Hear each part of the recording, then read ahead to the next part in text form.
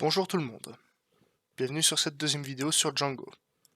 Aujourd'hui nous allons créer une base de données et ajouter des éléments dans cette dernière pour permettre de faire nos sondages. Donc pour commencer, nous allons devoir ouvrir settings.py de mon site.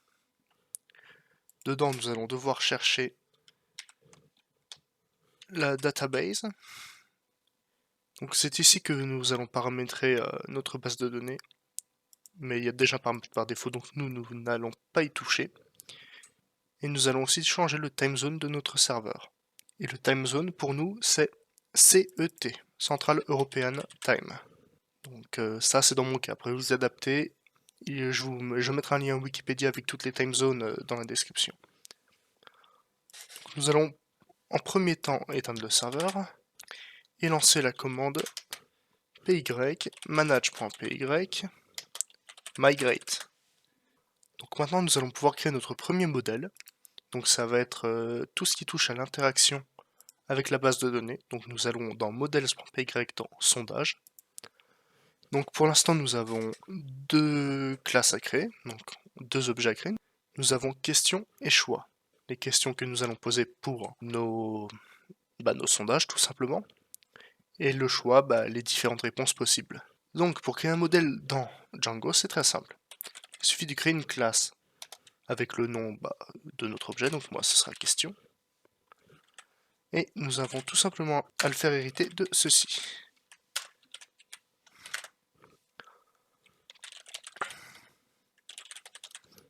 Donc là nous allons créer la première colonne de notre objet question.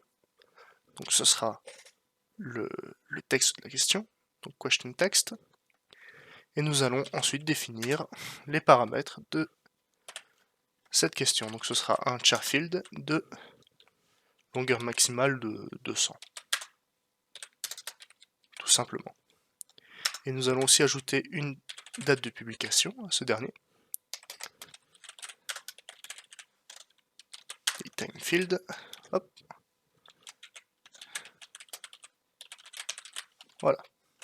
Donc ça, c'était tout pour la classe question. Nous allons maintenant créer la classe pour les réponses, pour les choix différents que nous aurons. Dans notre classe choix, nous aurons besoin de la question, difficile de faire un choix quand on n'a pas de question, des différentes réponses et du nombre de votes. Nous allons d'abord rajouter question.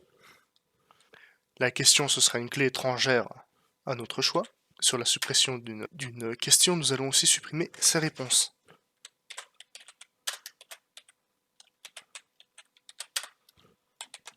Voilà. Ensuite, nous allons devoir ajouter les réponses. Encore du char field. Et max length 200 aussi. Et pour finir, nous allons devoir comptabiliser les votes. Donc, tout simplement créer un integer field qui a pour valeur initiale 0. C'est tout pour notre modèle. Maintenant, nous allons devoir ajouter une référence à notre modèle dans les paramètres de notre application. Donc nous allons nous rendre dans Installed Apps. Maintenant, nous allons devoir ajouter notre modèle à l'application. Nous allons tout simplement faire sondage.apps.sondage.config. Nous allons maintenant pouvoir lancer la migration de notre application. Voilà.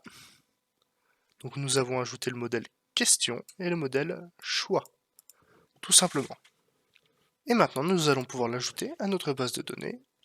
Donc, py, manage.py, SQL migrate, sondage, et on va mettre 00. Ah, comme ceci. Donc maintenant, nous pouvons voir que notre base de données a bien été créée. Nous avons un fichier db SQLite qui vient d'apparaître. Et maintenant, nous allons refaire une migration. Donc, tout simplement, py, manage.py, migrate. Hop, et tout est fait. Notre base de données est vide, et nous n'avons pas encore de formulaire pour rajouter des éléments dedans.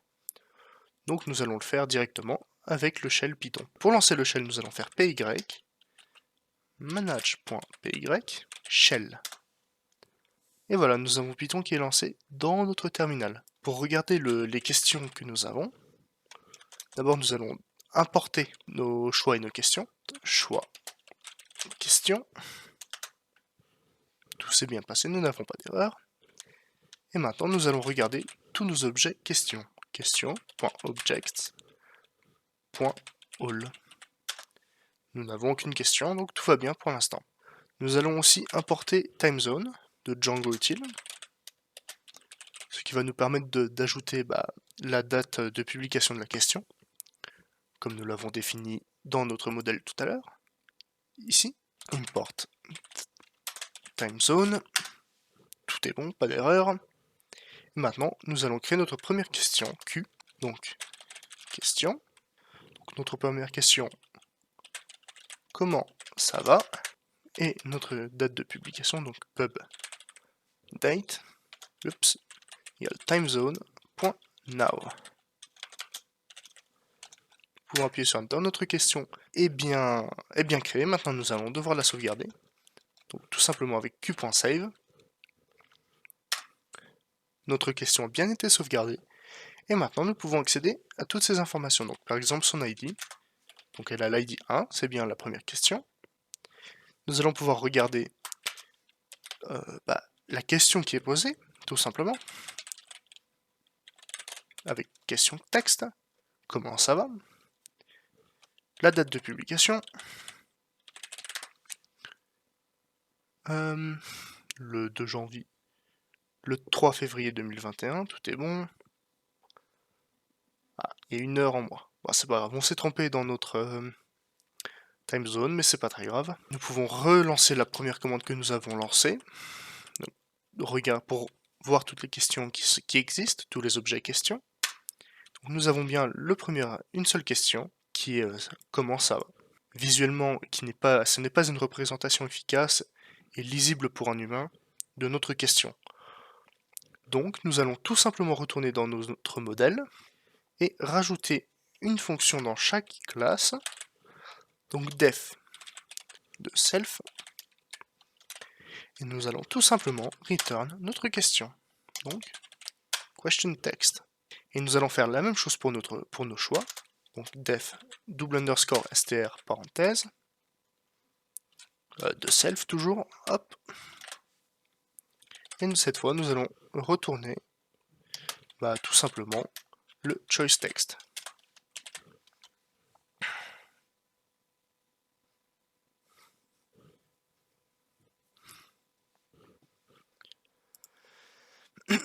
Nous allons aussi ajouter une autre fonction qui nous permet de vérifier si notre question a été publiée récemment. Publiée récemment. De self toujours. Nous allons tout simplement faire un return de self.pubdate, donc la date de publication, supérieure ou égale à timezone.now, mais il faut l'importer. Donc from django.utils import timezone, nous allons retourner self.pubdate supérieur ou égal à timezone.now, donc l'heure actuelle du serveur, moins datetime.time delta, days égale 1. Ça, vous pouvez le voir comme une condition. Si c'est le cas, il y aura écrit true, donc la fonction publiée récemment renverra true, sinon, elle renverra false, tout simplement. Nous allons pouvoir retourner dans notre shell maintenant, et refaire la commande de tout à l'heure. Nous allons importer nos modèles, donc from sondage.modèle, import choix et question. Tout s'est bien passé, nous allons aussi importer timezone, from django.utils import timezone. Et maintenant, nous allons regarder notre première question. Pour ce faire, nous allons tout simplement faire question.objects.get pk pour primary key égale 1. Nous pouvons voir que nous avons fait une petite erreur dans notre méthode. Donc nous avons fait return question text. Or, ce n'est pas question text qu'il faut return, mais self.questionText. Sinon, ça ne fonctionnera pas. Donc maintenant, nous pouvons relancer notre programme en faisant exit, en refaisant les mêmes commandes que tout à l'heure. Hop, nous importons choix question, time zone, nous pouvons tout simplement faire la commande question.objects.get, pk pour primary key, égale 1, donc notre question de tout à l'heure, et nous aurons effectivement question, donc l'objet question, comment ça va? Tout fonctionne parfaitement. Donc maintenant nous allons assigner cette question à notre, à notre objet Q. Nous pouvons regarder si notre objet a été publié récemment. Donc avec Q.publié récemment, nous avons oublié d'importer datetime. Donc il faut rajouter datetime comme ceci. Il faut relancer le shell. Donc nous rapportons choix question, nous rapportons timezone, nous réassignons à Q l'objet question 1, question.objects.get avec pk égale 1, toujours pk égale primary key, c'est son ID, tout simplement. Hop, et on peut refaire notre commande de tout à l'heure, donc Q.publier récemment. J'ai oublié les parenthèses. Et donc, effectivement, notre question a moins d'un jour, donc elle a été publiée récemment. Très bien. À présent, nous allons pouvoir ajouter des réponses à nos questions, parce qu'une question sans réponse n'est pas forcément très utile. Donc, pour ce faire, d'abord nous allons voir comment regarder les réponses que nous avons. Donc, pour ce faire, nous allons tout simplement faire Q.choix, notre objet choix tout simplement, set parce que c'est un ensemble de choix, et .all pour tout voir. Donc là effectivement nous n'avons rien. Donc pour commencer nous allons faire Q, donc notre question, .choix underscore set, .create, choice underscore text égale la première réponse, donc ça va, avec évidemment 0 vote. Notre objet a été créé, nous allons recréer une autre réponse. Hop. Donc cette fois on va écrire non, et nous avons dorénavant 2 réponses à notre question. Et puis on va en rajouter une dernière, donc ça va moyen. Et nous avons 3 réponses à notre question.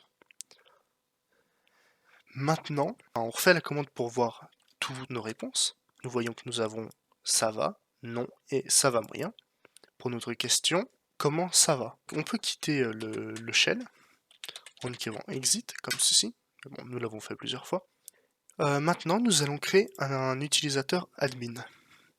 Donc py manage.py create super user. Hop. Donc, moi je vais laisser blanc. On va garder l'utilisateur romain. L'adresse email, ça n'a pas vraiment d'importance. Donc vous mettez un peu ce que vous voulez, mais nous on va pas utiliser d'email. Et le mot de passe, vous mettez n'importe quoi. Moi je vais écrire aclab. Voilà. Vous pouvez bypass si votre mot de passe n'est trop court. C'est pas très important. Donc maintenant, nous allons pouvoir de nouveau lancer le serveur. Donc py manage.py run server.